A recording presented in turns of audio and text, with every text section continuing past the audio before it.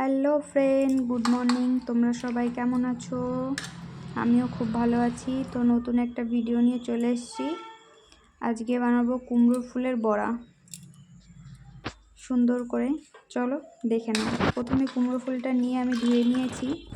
তোমাদের দেখানো হয়নি কুমড়ো ফুলটা আমি কীভাবে বেছেছি, তো বলে দেবো, সেভাবে বেছে নেবে।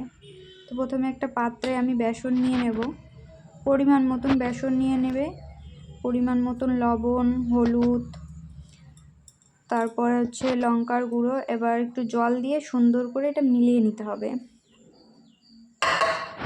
তো এখানে আমি সব কিছু দিয়ে এবার জলটা দিয়ে দেবো।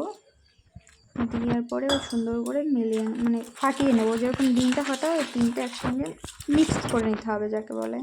মিক্সড হয়ে গেছে। তো তোমরা পারলে একটু কাঁচা লঙ্কাও দিতে পারো যদি বেশি ঝাল খাও। আমি কাঁচা লঙ্কাও কুচি কুচি করে দিয়েছি। এবার ভেজে নেবো, চলো। তো প্রথমে কড়াইটা গরম করতে দিয়ে দিলাম।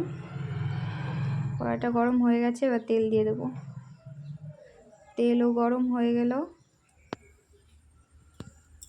তো আমি যেভাবে নিচে কুমড়োর ফুলটা নিয়ে বেসনের ভিতর সুন্দর করে ডুবিয়ে গরম তেলে আস্তে করে ছাড়বে, জোরে না, একদম আস্তে করে ছাড়বে।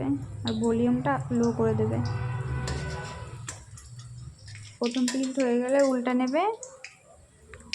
একটু ধিমি আছে, একদম পুরো ফুল না, আবার একদমও ধিমি না, একটুখানি ধিমি আছে, মিডিয়াম আঁচ যাকে বলে। মিডিয়াম আঁচে ভেজে নিতে হবে।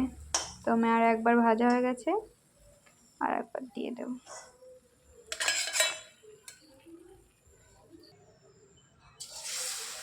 চলো আবার দিয়ে দেওয়া যাক সুন্দর করে।